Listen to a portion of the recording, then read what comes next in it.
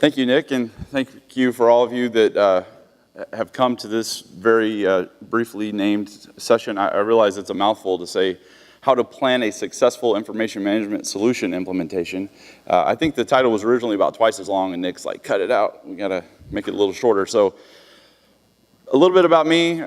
You've heard about me already, so I'm going to pass on this slide, except that I am a certified information professional, and I think Nick Inglis is the only person on the planet that has more AIM training certificates than I do, so I'm trying to catch up with him.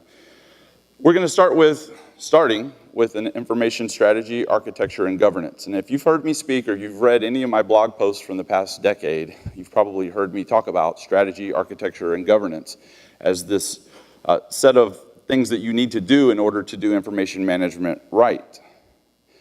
In this year, AIM Market Intelligence had a report that said only 18% of organizations in their survey align their information management or ECM system strategies with agreed information governance policies.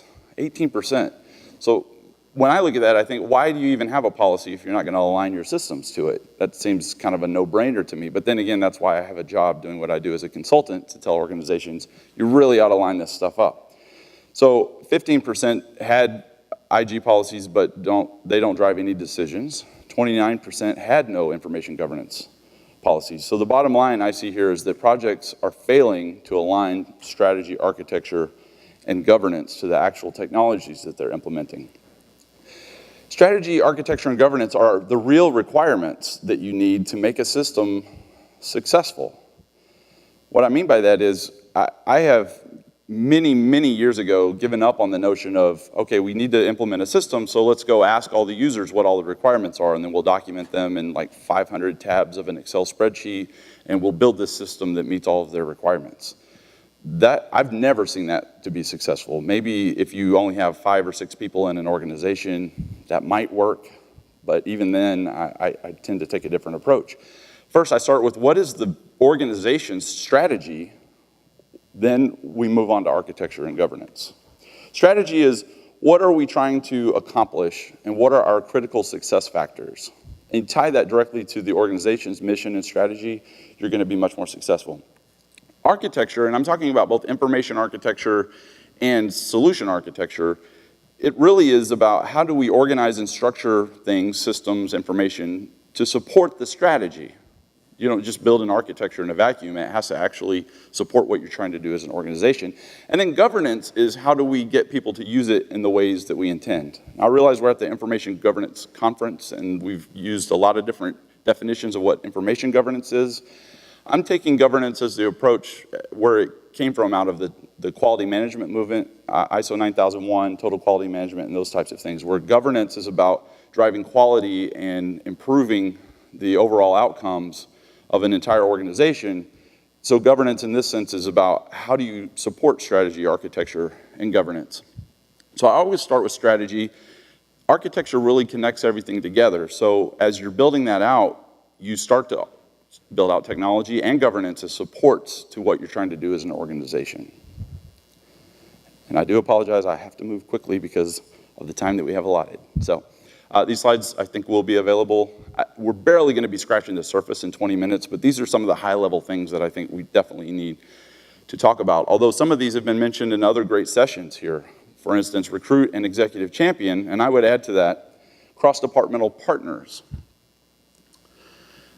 Project Management Institute did a report a couple of years ago that basically said champions, project champions, executive champions are so important if they take the right actions for project success. So these top 5 actions that they can take are removing roadblocks, helping the project team understand the alignment to the organization's strategy, which supports the things we've been talking about so far, championing the project or program, adding resources when appropriate, and acting quickly to resolve issues.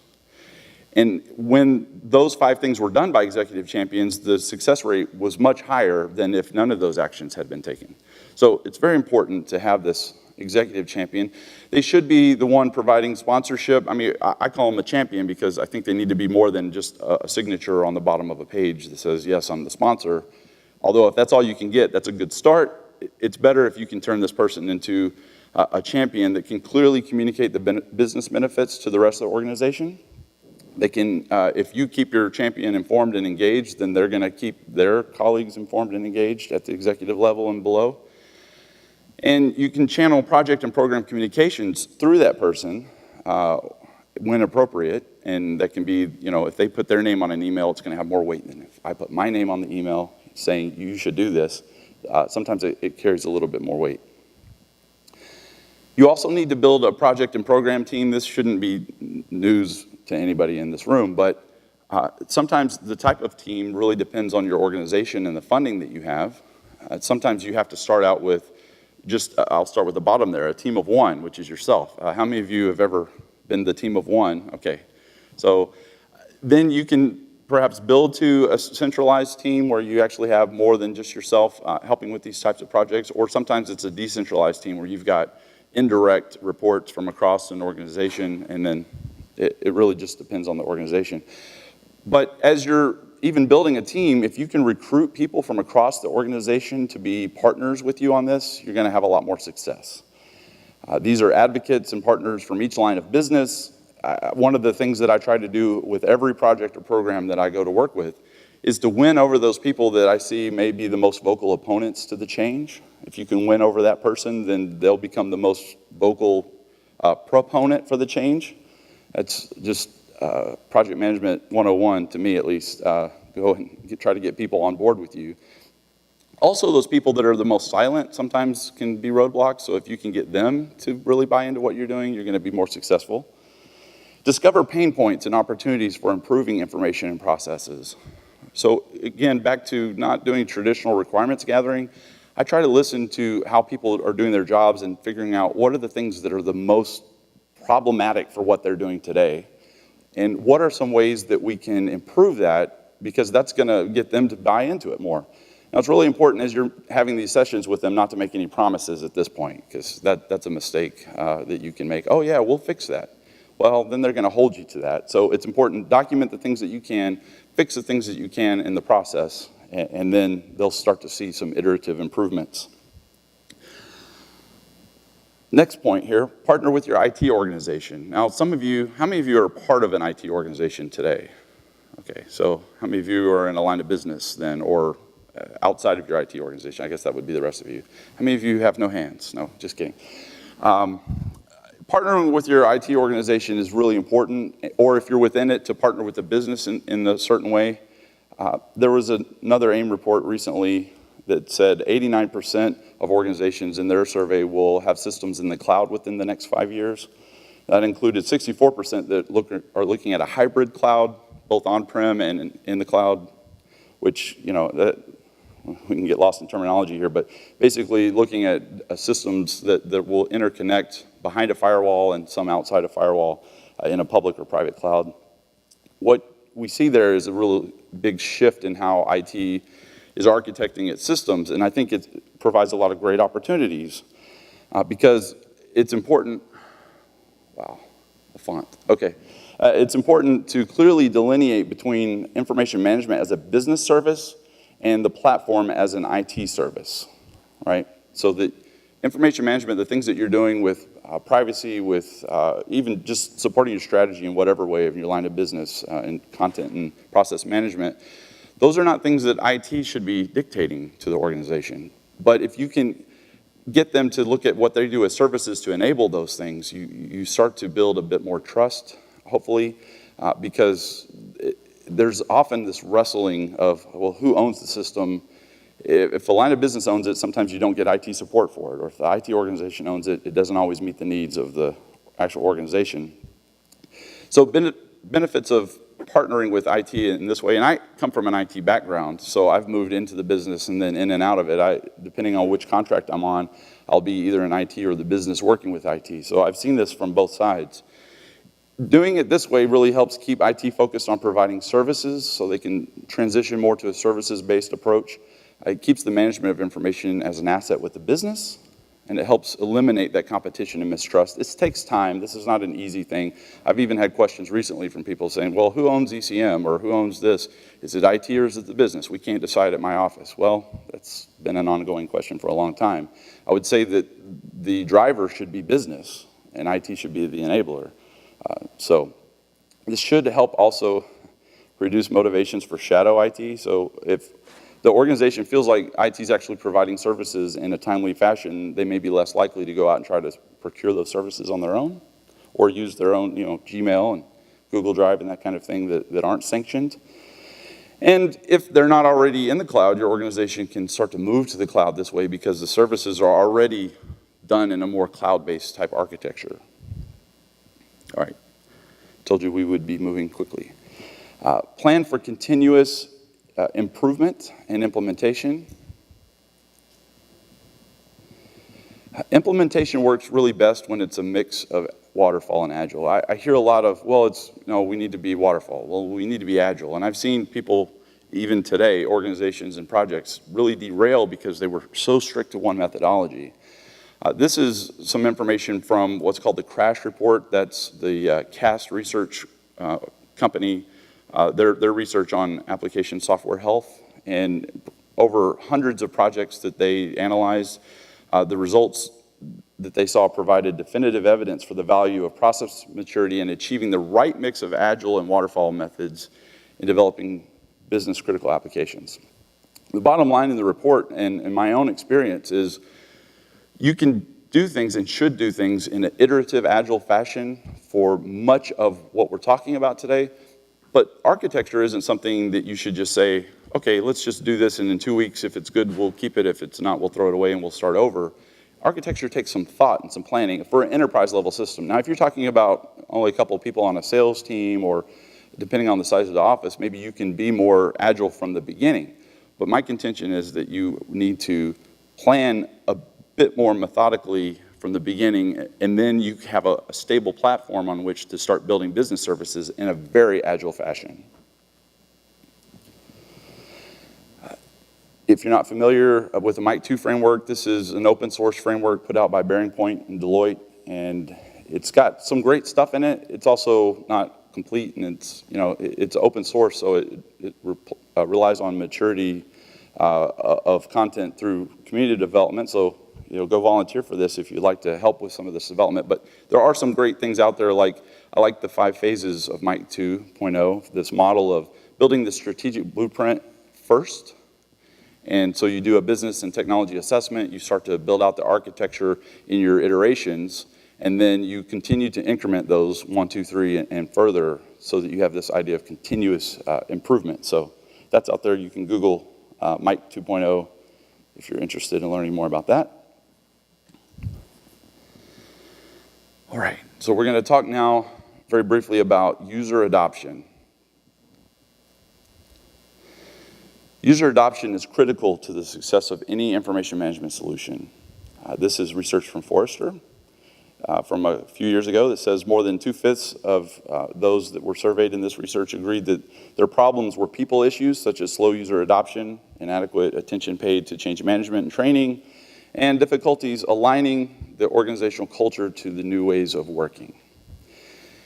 And what I've seen in my experience is absolutely, if you do not have user adoption, what success can you say that you have from this implementation?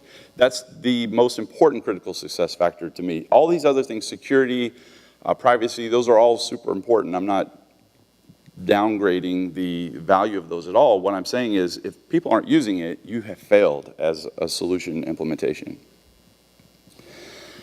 So user adoption in context, back with strategy, architecture, and governance, and then implementation. How do we build these systems out and get users started using them?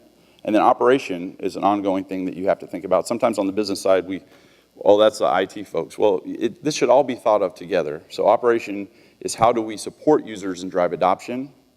User adoption should not be something that you tack on at the end of these solutions. You should be thinking about it from the very beginning with the strategy. And then you also have supports, security, privacy, business continuity, retention, and others. Those are super important. Again, I'm not downgrading the importance of those. But what I'm saying is user adoption needs to be thought of from day one. So a bit about what that looks like. So user adoption is really about making things useful, usable, and getting it used. To make something useful, you need that good architecture, and it needs to meet those business needs. Okay, this actually provides a business service. These are useful. We've listened to the pain points. We've integrated those into our strategy. We build out this architecture. Solution will be useful. Then make it usable. It's super important that the design is such that people can use it. They don't have to think about the way it's done. One of my favorite books on this is Steve Krug's Don't Make Me Think.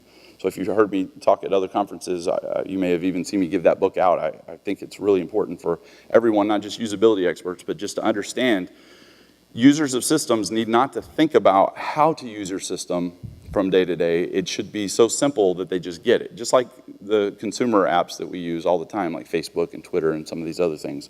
Although I will say Snapchat, I don't get that at all. It's completely unusable in my view. But my kids love it, so we do some funny things on that. But use common sense when you're trying to build usable systems and make it accessible. Accessibility is important, not just if you're doing government work where you, like in the United States, where we're bound by Section 508 accessibility standards. That should be a moral imperative across the board that systems are just usable by people at varying abilities and disabilities. So build that in from the very beginning in the design of your systems. And then get it used. You need to think about user adoption, as I mentioned, all along, and that includes things like communication, learning resources and support. Change management really should be on this slide. That's a critical component to all of this.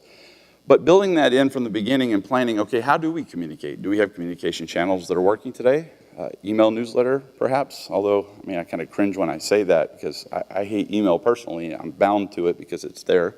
But maybe you have an intranet that works really well, and you have a homepage that has some news on that. If that's a communication channel, you leverage that. Oftentimes, the projects I'm on are building out those intranets so that they actually are useful. So we'll try to model it from the beginning by starting to do communication that way. Providing learning resources. A center of excellence is a good thing to have. This is some type of hub that people can go to find out more information about the product. Training resources really ought to be specific to what their job is and not just generic tool training. So like if you're using a system like SharePoint, which I use a lot with my clients, don't send people to generic SharePoint training to do their jobs. Provide them some helps on how to do their job in the system that you've designed within SharePoint, as an example. And that goes for any ECM or information management type solution.